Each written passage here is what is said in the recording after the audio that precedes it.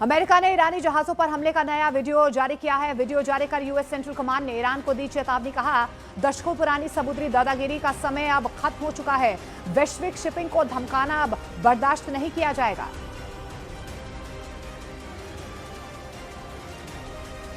Iran ने फिर America के F-16 फाइटर जेट हिट करने का दावा किया है। IRGC ने F-16 पर निशाना बनाने का दावा किया। कुछ दिन पहले भी ईरान ने एक F-16 फाइटर जेट पर निशाना बनाने का दावा किया था। ईरान ने मिसाइल की 85वीं खेप इजरायल अमेरिकी ठिकानों के खिलाफ दागी है। कई अहम इंडस्ट्रीज को टारगेट करने का दावा। इजरायल में ईरान ने फिर किया मिसाइल अटैक। यरूशलेम में हमले में कई लोग घायल। हमले के बाद भीषण तबाही की तस्वीर आई सामने। सऊदी अरब में अमेरिका एयरबेस से ईरान के हमले में कम से कम 15 अमेरिकी सैनिकों के घायल होने का दावा। मीडिया रिपोर्ट्स के मुताबिक 5 सैनिकों की हालत गंभीर। अमेरिका ने अपने सैनिकों पर हमले के दावे को नकार दिया। दक्षिणी लेबनान में इजरायल के हवाई हमले में 2 पत्रकारों समेत 4 की मौत। कवरेज करने जाने के दौरान इजरायल ने किया हमला। लेबनान के पीएम ने पत्रकारों पर हमले को अंतर्राष्ट्रीय कानून का उल्लंघन बताया। दक्षिणी लेबनान के दीर सिरियन शहर में हिजबुल्लाह ने इजरायल के बख्तरबंद वाहन को बनाया निशाना। हमले में इजरायली सेना का वाहन पूरी तरह से नष्ट। 3500 सैनिकों के साथ पश्चिम एशिया पहुंचा अमेरिकी लड़ाकू जहाज यूएसएस त्रिपोली के साथ हजारों marine commandos area of responsibility में तैनात किए गए। इजरायल के कब्जे वाले फिलिस्तीन के बेत शेमेश में ईरान ने ड्रोन और मिसाइल से किया हमला। हमले में 100 से ज्यादा गाड़ियों के नष्ट होने का दावा। कई इमारतों को भी नुकसान की खबर। आईडीएफ ने पत्रकार बनकर सालों से खुफिया जानकारी देने के आरोप में हिजबुल्लाह के रदवान फोर्स के सदस्य अली हसन शाइब को मार गिराने का दावा किया। अली हसन शाइब पर प्रोपेगेंडा फैलाने और उकसाने का आरोप। आईडीएफ ने हमले का वीडियो भी जारी किया। अमेरिका पश्चिम एशिया में एक और aircraft carrier USS George H.W. Bush की तैनाती करेगा। USS George H.W. Bush aircraft carrier अमेरिकी मध्य कमान के जिम्मेदारी के क्षेत्र में तैनात किया जाएगा। ट्रंप ने दुनिया का सबसे बड़े विमान वाहक पोत यूएसएस जेराल्ड पर ईरान के हमले की बात स्वीकारी है। ट्रंप बोले, ईरान ने यूएसएस जेराल्ड पर 17 अलग अलग एंगल से हमले किए। ईरान के बुर्ज़ेर्द में रिहायशी इलाकों में अमेरिकी इजरायल का भीषण हमले में 5 लोगों की मौत, 35 लोगों के घायल होने की खबर। ईरानी सेना का ओमान में अमेरिकी पोत पर हमले का दावा। ओमान के सलालाह बंदरगाह के पास अमेरिकी जहाज पर हमले का IRGC के प्रवक्ता ने दावा किया। ईरानी राष्ट्रपति मसूद पेजेश्कियान की अमेरिका इजरायल को चेतावनी। पेजेश्कियान बोले, हम पहले किसी देश पर हमला नहीं करेंगे। अगर हमारे आर्थिक केंद्रों को हमला और नुकसान पहुंचाया गया तो हम उसका विनाशकारी जवाब देंगे। खाड़ी देशों में अमेरिकी ठिकानों पर ईरान का हमला। अब ईरान ने इराक में अमेरिकी एम्बेसी को निशाना बनाया।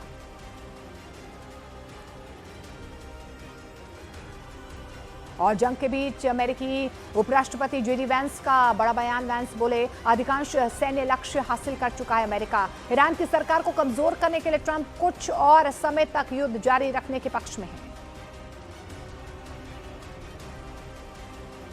ग्राउंड ऑपरेशन की आशंका के बीच ईरानी अखबार तेहरान टाइम्स ने की अमेरिका को चेतावनी दी है। अखबार के पहले पन्ने पर लिखा, नरक में स्वागत है। अखबार ने लिखा, अमेरिकी सैनिक ईरान से सिर्फ ताबूत में ही वापस जाएंगे।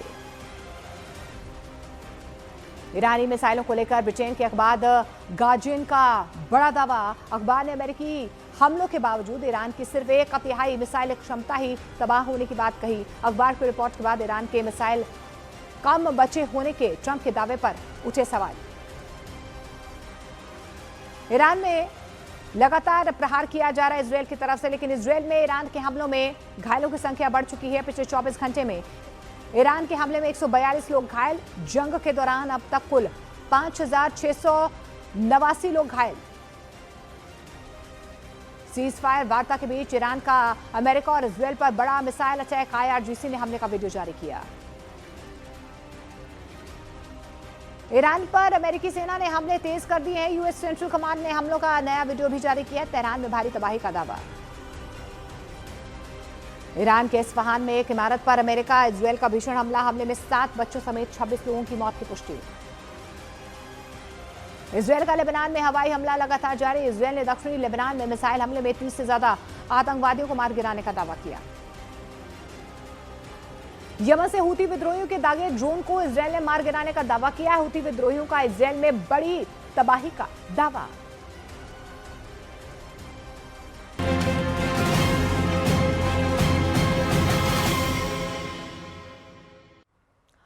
और देखिए, पश्चिम एशिया में जारी महायुद्ध का 30वां दिन है। जैसे जैसे दिन बीत रहे हैं वैसे वैसे युद्ध और ज्यादा विध्वंसक होता हुआ नजर आ रहा है। युद्ध में हूती की एंट्री ने इजरायल और अमेरिका की टेंशन और ज्यादा यहां से बढ़ा दी है। हूती विद्रोहियों ने इजरायल पर मिसाइलें दागकर अपने मंसूबे यहां पर साफ कर दिए हैं, जिसके बाद अमेरिका ने बड़ा फैसला लेते हुए अपने युद्धपोत यूएसएस त्रिपोली को पश्चिम एशिया में तैनात कर दिया है। वहीं ट्रंप ने यह पहली बार माना है कि अमेरिकी युद्धपोत यूएसएस जेराल्ड का ईरान ने घेर कर शिकार भी किया था। वह ईरान के किलर ड्रोन ने इजरायल और अमेरिका के बेस पर हमले कर आतंक मचा दिया है, जिससे इजरायल और अमेरिका को नई रणनीति बनाने पर मजबूर कर दिया है। और देखिए, इस बीच ईरान पर इजरायल और अमेरिका के हमले से पहले ही पश्चिम एशिया सुलग रहा है। ऊपर से अब यमन के रेगिस्तान से दागी गई एक मिसाइल ने पश्चिम एशिया की जंग में नई लकीर खींच दी है।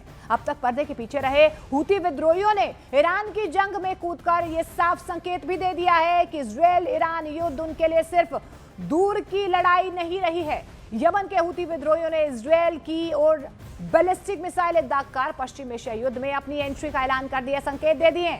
ऐसे वक्त पर जब यह संघर्ष लंबा खिंचता हुआ नजर आ रहा है, दुनिया इसकी आर्थिक मार से जूझ रही है। ईरान के यमनी सहयोगियों के इस कदम ने इजरायल, अमेरिका और ईरान के बीच चल रहे युद्ध को और ज्यादा भयावह, मुश्किल बना दिया है। खासतौर पर इसलिए क्योंकि रेड सी शिपिंग पर नए सिरे से खतरा मंडराने लगा है। आशंका ये जाहिर की जा रही है कि हूती विद्रोही बाल अब मंदेब गलियारे को बंद कर सकते हैं। तो देखिए, यहाँ पर हूती की तरफ से यह प्रहार किया जा सकता है, यानी कि वैश्विक तौर पर जो संकट स्ट्रेट ऑफ हॉर्मुज की वजह से बढ़ रहा था, अब बाल अब मंदेब गलियारे को बंद कर सकते हैं हूती विद्रोही। देखिए, वैश्विक समुद्री व्यापार संकट और ज्यादा यहां से गहरा सकता है। हॉर्मुज स्ट्रेट के बाद एक और समुद्री रास्ता बंद हो सकता है।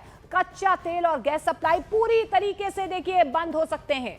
लाल सागर के तटीय क्षेत्रों पर हूती का बहुत बड़ा नियंत्रण है। 2023-25 के बीच 100 प्लस, हम बता दें 100 से ज्यादा व्यापारी जहाजों पर हमले हूती कर चुका है। इसलिए यह कहा जा रहा है कि बहुत विध्वंसक यहां से जो है अब ये महायुद्ध हो सकता है। लेकिन देखिए, वर्तमान में हूती विद्रोही पश्चिम एशिया के सबसे, जी हां, सबसे शक्तिशाली और खतरनाक आर्म्ड ग्रुप में से एक है, और वो इजरायल अमेरिका के खिलाफ ईरान के साथ युद्ध में सीधे शामिल होने की धमकी भी दे चुका है। हूती विद्रोहियों की ताकत उनके पास मौजूद आधुनिक हथियारों और उनकी भौगोलिक स्थिति है।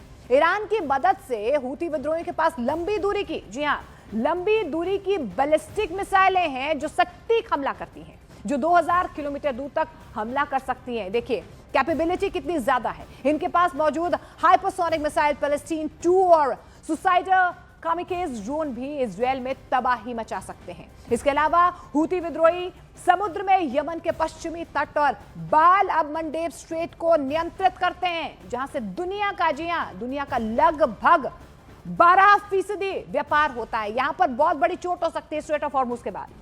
वो एंटीशिप मिसाइलों और रिमोट कंट्रोल विस्फोटक बोट के जरिए जहाजों को डुबोने में भी सक्षम है। दावा तो यह भी किया जा रहा है कि हूती विद्रोहियों के पास लगभग 1 से 1.5 लाख लड़ाके भी हैं, जिन्हें वर्षों के गृह युद्ध और हिजबुल्लाह जैसे समूहों से ट्रेनिंग मिली है और युद्ध में ये माहिर हैं ये लड़ाके, ये भी दावा किया जा रहा है। लेकिन इस बीच देखिए, हूती विद्रोहियों का इजरायली ठिकानों पर अटैक जो है एक बार फिर से यहां पर किया गया है। देखिए, हूती विद्रोहियों ने इजरायली ठिकानों पर अटैक करना शुरू कर दिया। ये बहुत अहम खबर आ रही है।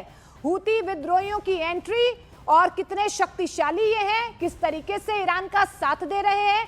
24 घंटे में तीसरी बार इजरायल पर अटैक किया गया है हूती विद्रोहियों की तरफ से। सीधे तौर पर यहां पर इजरायल और अमेरिका के लिए टेंशन बढ़ाने वाली खबर है। आप देखिए कि किस तरीके से यहां पर हूती विद्रोहियों की तरफ से अटैक किया गया है। इजरायल में रिहायशी इलाकों को निशाना बनाया गया है, जिसके बाद ये दावा किया जा रहा है कि 24 घंटे में तीसरी दफा है जब इजराइल पर इस तरीके से हमला किया गया। अफरा तफरी का माहौल आप देख पा रहे हैं, एक के बाद एक देखिए किस तरीके से प्रहार किया जा रहा है हूती विद्रोहियों की तरफ से।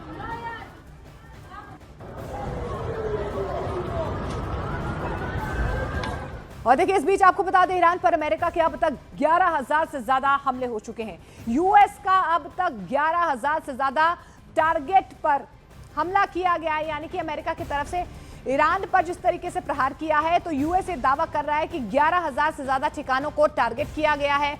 यूएस हमले में 150 से ज्यादा ईरानी जहाज तबाह किए गए हैं, ये दावा किया जा रहा है अमेरिका की तरफ से। ऑपरेशन एपिक फ्यूरी के तहत अमेरिका के जो हमले हैं वो हुए हैं। 11,000 से ज्यादा टारगेट जो हैं उन पर हमला किया गया है और 150 से ज्यादा ईरानी जहाज तबाह किए गए हैं।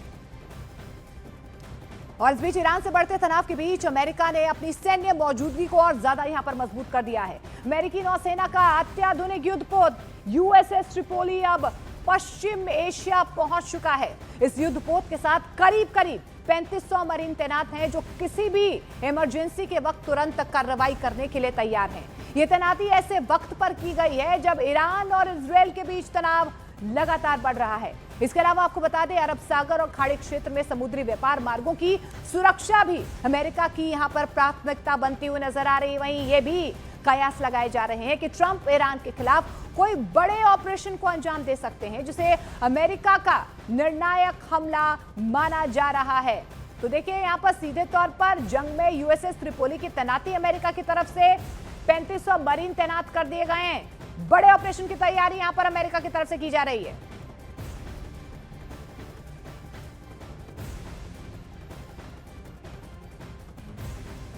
और देखिए यूएसएस त्रिपोली की तैनाती इस जंग की दशा और दिशा बदल सकती है, क्योंकि ये सिर्फ एक युद्धपोत नहीं बल्कि एक चलता फिरता आर्मी बेस है।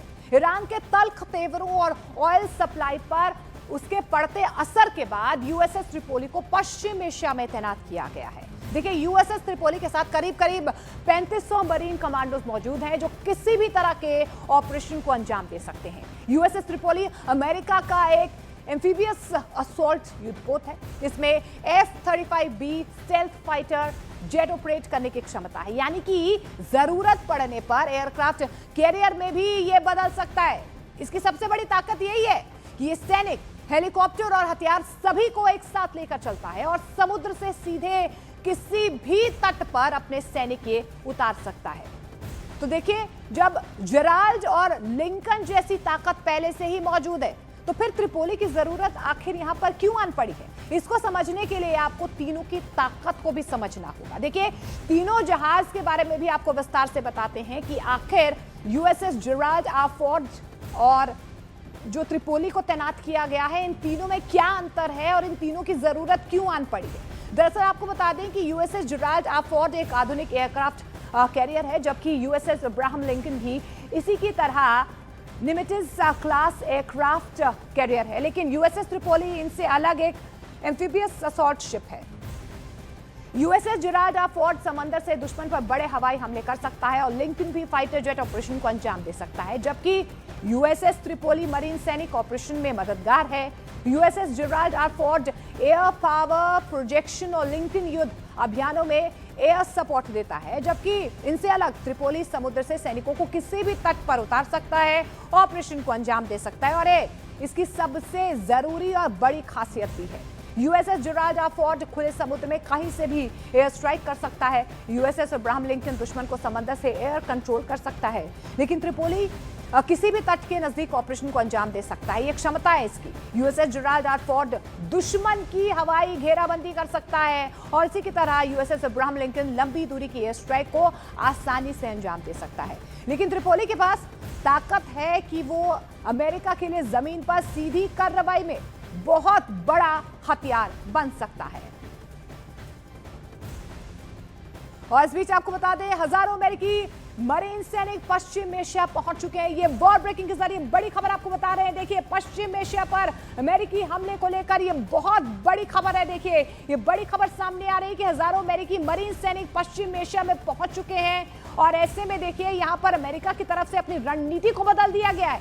पश्चिम एशिया पर अमेरिकी हमले को लेकर ये बहुत अहम खबर आ रही है। ईरान पर अमेरिका के जो हमले हैं वो लगातार तेज हो रहे हैं।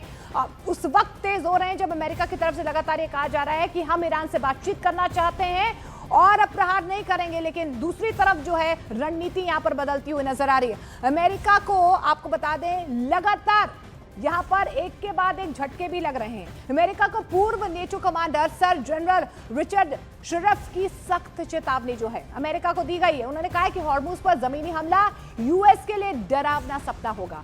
अगर अमेरिका हॉर्मुज में अपनी सेना उतारता है तो एक भी सैनिक वापस नहीं लौटेगा। साथ ही उन्होंने तल्ख शब्दों में यह भी कहा है कि हॉर्मुज में ईरानी सेना का अमेरिका सामना नहीं कर सकता है। तो नेटो कमांडर की तरफ से यह अमेरिका को चेताया गया है। उन्होंने कहा है कि अगर यूएस स्ट्रेट ऑफ हॉर्मुज में अपने सैनिक उतारता है तो वो जो सैनिक हैं वो जिंदा नहीं बच पाएंगे। उन्होंने तल्ख लहजे में यह भी कहा है कि हॉर्मुज में ईरानी सेना का अमेरिका सामना ही नहीं कर सकता। और इस बीच आपको बता दें कि ट्रंप ने यूएसएस जेराल्ड पर हमले की बात को स्वीकारा भी है। ट्रंप ने यूएसएस जेराल्ड पर ईरान के हमले की बात मानी है। ट्रंप ने कहा है कि यूएसएस जेराल्ड पर 17 अलग अलग एंगल से हमले हुए हैं। दुनिया का सबसे बड़ा विमान वाहक पोत है यूएसएस जेराल्ड। लेकिन इस बीच देखिए जिस तरीके से ईरान की तरफ से दावा किया जा रहा था कि यूएसएस जेराल्ड पर हमला किया गया है, अब इस बात को खुद डोनाल्ड ट्रंप की तरफ से मान लिया गया है कि हां अलग अलग एंगल से ईरान की तरफ से यह प्रहार जरूर किया गया था। And every 32 seconds, boom, boom, boom. And it was 1 o'clock in the morning, so we said, okay, I think we're in trouble. But they were ready for us, Johnny. And we were ready. He said we were ready. And then they hit us. And they came from 17 different angles. They were here, they were there. We ran for our lives. It was over. देखिए अमेरिकी युद्धपोत USS Gerald R fort की कीमत करीब 1.21 लाख करोड़ रुपए से ज्यादा बताई जा रही है। परमाणु ऊर्जा से चलता है। कितना ताकतवर है यूएसएस जेराल्ड आर फोर्ट, अब ये भी आपको बताते हैं। देखिए इसकी लंबाई 337 मीटर है। चौड़ाई की बात कर लेते हैं तो चौड़ाई 78 मीटर है। स्पीड की बात कर लेते हैं तो 56 किलोमीटर प्रति घंटे की रफ्तार से जाता है। इसका वजन 1 लाख टन है। इस पर 75 से 90 लड़ाकू विमान एक साथ रखे जा सकते हैं, ये इसकी क्षमता है। लेकिन अब आपको इसकी खूबियां भी बताते हैं। यूएसएस जेराल्ड आर फोर्ट दुनिया का सबसे ताकतवर एयरक्राफ्ट कैरियर है। ये न्यूक्लियर पावर्ड वॉरशिप है। इस पर 2 न्यूक्लियर रिएक्टर भी मौजूद हैं। सालों तक बिना रिफ्यूलिंग की इसमें क्षमता है। इसके संचालन में कम क्रू की जरूरत होती है। इसके अलावा आपको यह भी बता दें कि F-18 फाइटर जेट और अत्याधुनिक मिसाइल सिस्टम ऑपरेट इससे किए जा सकते हैं। ये ताकत है यूएसएस जेराल्ड आर फोर्ट की। लेकिन इस बीच आपको बता दें, देखिए जंग के मैदान से एक और खबर आ रही है। यमन से इजराइल पर दूसरा हमला किया गया है। हुती ने ड्रोन और क्रूज मिसाइल से यह हमला किया है। दक्षिणी इजराइल पर हुती की तरफ से यह हमला जो है और ज्यादा भयावह होता हुआ नजर आ रहा है। हुती विद्रोहियों ने हमले जारी रखने का यहां पर दावा किया है। तो सीधे तौर पर यहां पर हुती विद्रोहियों की तरफ से एक के बाद एक इजराइल पर अब अटैक किए जा रहे हैं। ये दूसरा हमला है। ड्रोन और क्रूज मिसाइलों से यह हमला किया गया है दक्षिणी इजराइल में हुतियों की तरफ से यह प्रहार। نفذت قواتنا المسلحة بعون الله تعالى وبالتوكل عليه العملية العسكرية الثانية في معركة الجهاد المقدس، وذلك بدفعة من الصواريخ المجنحة والطائرات المسيرة، والتي استهدفت عددا من الأهداف الحيوية والعسكرية للعدو الصهيوني। और इस बीच आपको बता दें कि अहम खबर आ रही है। रूस ने ईरान के ड्रोन को और अत्याधुनिक घातक बताया है। रूस ने ईरान को सौंपे हैं एआई और एंटी जामिंग तकनीक से लैस ड्रोन। देखिए महायुद्ध के बीच रूस और ईरान के बीच ये ड्रोन गठजोड़ जो है वो सामने आया है। यानी कि अब बहुत सटीक हमले यहाँ पर ईरान की तरफ से किए जा सकते हैं। ईरान की ये किलर ड्रोन है और रूस की तरफ से ये कहा जा रहा है कि ये मदद अब रूस की तरफ से भेजी गई है ईरान को।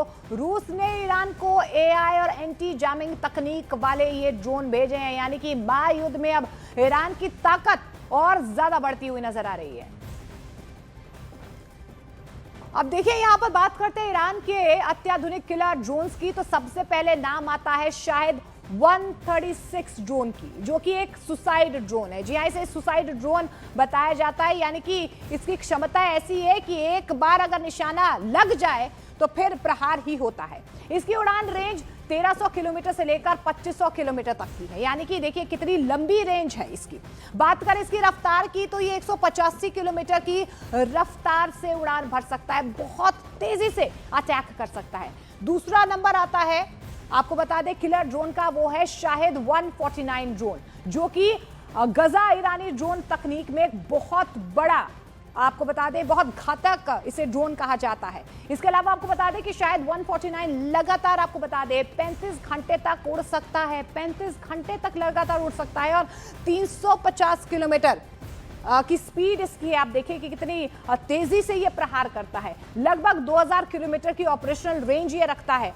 अब तीसरे नंबर की बात कर लेते हैं। तीसरे नंबर पर आता है मुहाजिर 10, जो ईरान के सबसे बहुमुखी लंबी दूरी वाले लॉन्ग रेंज यूएवी में से एक है। इसकी ऑपरेशनल रेंज लगभग, आपको बता दें, 2000 किलोमीटर की है। इसके अलावा बात करें इसकी रफ्तार की तो 210 किलोमीटर की रफ्तार से ये उड़ान भरता है। ये सबसे ज्यादा घातक बताया जा रहा है। चौथे नंबर पर आता है कमान 22 ड्रोन, जी हाँ, जो कि एक कॉम्बैक्ट ड्रोन है। कमान 22 ड्रोन की ऑपरेशनल रेंज की अगर हम बात कर लेते हैं तो इसकी ऑपरेशनल रेंज जो है वो लगभग 3000 किलोमीटर की है। स्पीड की बात कर लेते हैं तो 380 किलोमीटर प्रति घंटे की रफ्तार से ये उड़ान भरता है। पांचवा नंबर आता है ईरान का आराश ड्रोन, जो एक लो कॉस्ट किलर ड्रोन है। देखिए, लो कॉस्ट किलर ड्रोन है आराश, और इसकी रेंज की बात कर लेते हैं, इसकी रेंज 2000 किलोमीटर, और रफ्तार की बात कर लेते हैं तो रफ्तार भी बहुत तेज है, यानी कि स्पीड 13000 किलोमीटर प्रति घंटे की रफ्तार से। आप समझ पा रहे हैं कि कितनी तेजी से ये प्रहार करता है। तो ये तमाम जो किलर ड्रोन्स है वो ईरान की शक्ति इस वक्त बने हुए हैं। लेकिन जंग के बीच यूएस के उपराष्ट्रपति जेडी वैंस की तरफ से एक बहुत बड़ा दावा किया गया है। जेडी वैंस ने यह दावा किया है कि लगभग अमेरिका युद्ध जीत चुका है। जेडी वैंस ने यह भी दावा किया है कि ट्रंप की कोशिश ईरान को कमजोर करना है। उनकी तरफ से यह भी दावा किया जा रहा है कि कुछ और समय तक युद्ध जारी रहेगा। और आगे बढ़ते, प्रधानमंत्री नरेंद्र मोदी ने सऊदी अरब के क्राउन प्रिंस मोहम्मद बिन सलमान से बातचीत की है। दोनों के बीच पश्चिम एशिया में जिस तरीके से संकट चल रहा है उसको लेकर चर्चा की गई है। इस दौरान प्रधानमंत्री नरेंद्र मोदी ने सऊदी अरब में ऊर्जा बुनियादी ढांचे पर हुए हमले की कड़ी निंदा भी की है। प्रधानमंत्री नरेंद्र मोदी ने सोशल मीडिया प्लेटफॉर्म एक्स पर लिखा कि मैंने ऊर्जा के बुनियादी ढांचे पर हुए हमलों को लेकर भारत के रुख को एक बार फिर से दोहराया है।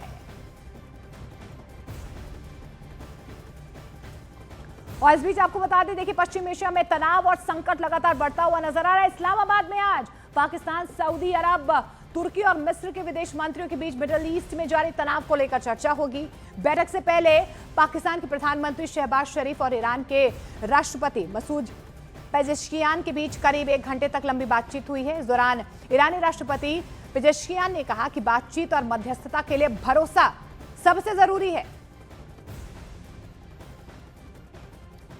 और इराक में अमेरिकी ठिकानों पर ईरान की तरफ से अटैक किया गया है। एरबिल और बगदाद पर ईरान की तरफ से ये ड्रोन अटैक किया गया है। तो देखिए, एक बार फिर से एरबिल और बगदाद में जहां जहां पर अमेरिकी ठिकाने हैं वहां पर ये प्रहार ईरान की तरफ से किया गया है। तो ईरान रुकने का नाम नहीं ले रहा है। तो वहीं दूसरी तरफ देखिए, इजरायल की तरफ से भी लगातार प्रहार किए जा रहे हैं। तो एरबिल और बगदाद पर देखिए, ईरान की तरफ से जहां पर अमेरिकी ठिकाने हैं, एक बार फिर से इराक में अमेरिकी ठिकानों को ईरान की तरफ से निशाना बनाया गया। 2 तस्वीरों में आप देख पा रहे हैं कि किस तरीके से यहां पर ईरान की तरफ से प्रहार किया गया। एक के बाद एक आप देखिए कि किस तरीके से बैलिस्टिक मिसाइलें दागी गई हैं, हमले किए गए हैं, और अफरा तफरी का माहौल इन तस्वीरों में साफ तौर पर नजर भी आ रहा है। धुएं का गुबार आप देख पा रहे हैं, आग की ऊंची ऊंची लपटें, यानी कि इरबिल इराक में एक बार फिर से तबाही का मंजर जो है वो नजर आ रहा है।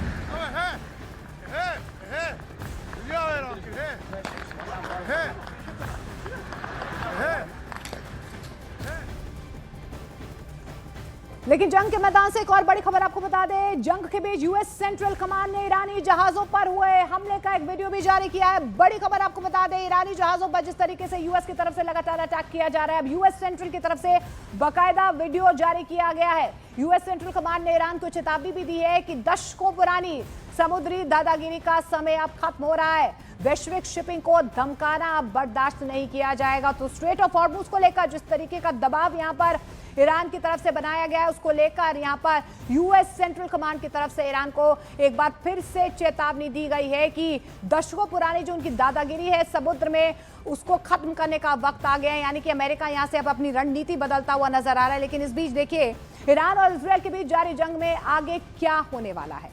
क्या हवाई हमलों के बाद अब लड़ाई मैदान में होने वाली है, क्योंकि ईरान ने इसके लिए तैयारी पूरी कर ली है। अगर जमीन पर जंग हुई तो क्या होगा, इस रिपोर्ट में आपको दिखाते हैं कि आखिर आगे की तस्वीर क्या रहने वाली इस जंग की।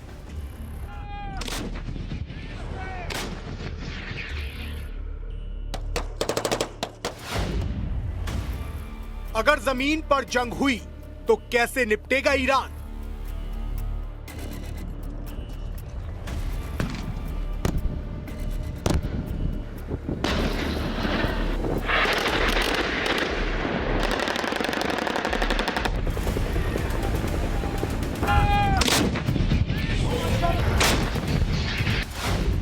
अगर ईरान, अमेरिका और इजराइल के बीच लड़ाई जमीन पर पहुंचती है तो तस्वीर हवा से बिल्कुल अलग हो सकती है।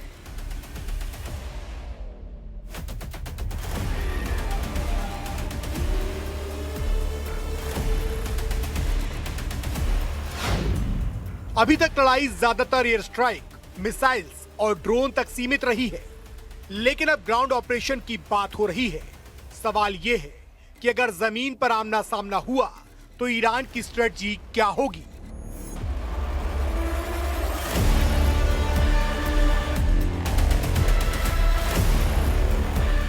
सबसे पहले ज्योग्राफी की बात। ईरान अपने इलाके को बहुत अच्छे से जानता है, चाहे वो मेनलैंड हो या फिर गल्फ के आइसलैंड, खार, लारक, अबू मूसा जैसे द्वीप ईरान तट के बेहद पास है। यानी अगर कोई फॉरेन ट्रॉप्स यहां उतरते हैं तो वो सीधे मिसाइल रेंज में आ जाते हैं। ईरान पहाड़ियों और कोस्टल एरिया से रॉकेट, आर्टिलरी और ड्रोन इस्तेमाल कर सकता है। यही वजह है कि एक्सपर्ट मानते हैं कि आइसलैंड को कैप्चर करना आसान हो सकता है, लेकिन होल्ड करना ऑलमोस्ट इम्पॉसिबल है।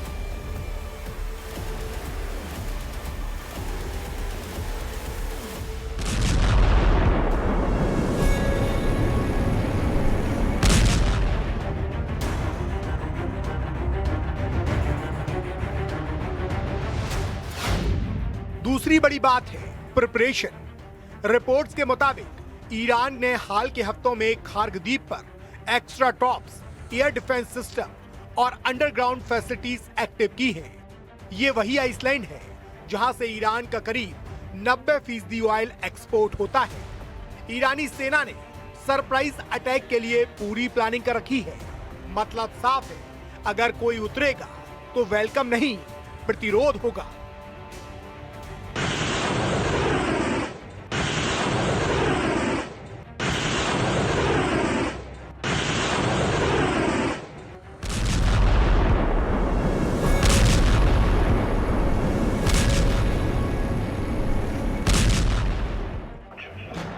अब बात आती है air power versus ground power की। सच ये है कि अमेरिका की एयर सुपीरियरिटी काफी स्ट्रॉन्ग मानी जाती है, लेकिन इतिहास बताता है कि सिर्फ हवा के दम पर युद्ध नहीं जीता जाता। जमीन पर लड़ाई कंप्लीटली डिफेंस गेम है। ईरान ने 1980 के दशक में इराक के साथ लंबी ग्राउंड वॉर लड़ी है।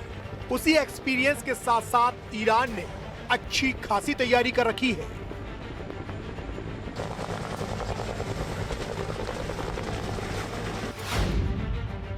एक और बड़ा फैक्टर है पब्लिक सेंटीमेंट। ईरान की आबादी 90 मिलियन से ज्यादा है। माना जाता है कि अमेरिका और इजराइल के खिलाफ दशकों से बनी नाराजगी की वजह से ग्राउंड अटैक हुआ तो बड़ी संख्या में वॉलंटियर्स सेना के साथ जुड़ सकते हैं। ठीक वैसा ही जैसा इराक युद्ध के वक्त हुआ था, जब हजारों लोग फ्रंट पर चले गए थे।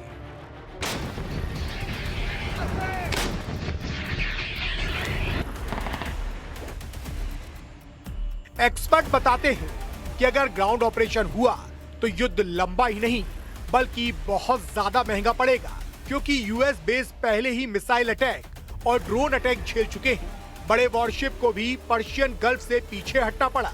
ऐसे में सोचिए, जब सैनिक जमीन पर होंगे तो उन पर ड्रोन अटैक करना और इंडिविजुअल निशाना बनाना कितना आसान होगा।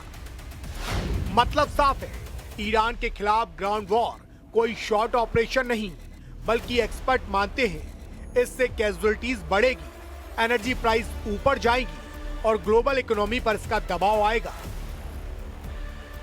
यही वजह है कि डिफेंस एक्सपर्ट मानते हैं कि ग्राउंड अटैक से सॉल्यूशन नहीं बल्कि प्रॉब्लम और ज्यादा डीप होगी।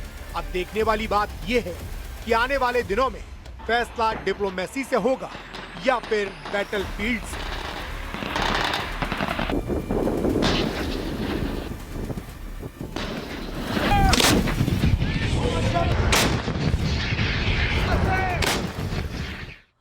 और इस बीच एक अहम खबर आपको बता दें, ईरान ने एक बार फिर से अमेरिकी इजरायल को यहां पर चेतावनी जारी की है। ईरान के national security commission chief Ibrahim अजीजी ने सोशल मीडिया प्लेटफॉर्म पर एक पोस्ट कर अमेरिका, इजरायल और अरब देशों के गठबंधन पर निशाना साधा है। उन्होंने लिखा है कि इस बार विरोधियों के गठबंधन ने सारी सीमाएं पार कर दी हैं। तो देखिए, उनकी तरफ से साफ तौर पर यह बयान सामने आया है, क्योंकि जिस तरीके से यहां पर अमेरिका, इजरायल की तरफ से ईरान पर प्रहार किया जा रहा है, उसके बाद इब्राहिम अजीजी की तरफ से अब ये बयान सामने आया। उन्होंने कहा है कि धमकी नहीं बल्कि निकल जाने का नोटिस है जो उनकी तरफ से दिया गया है।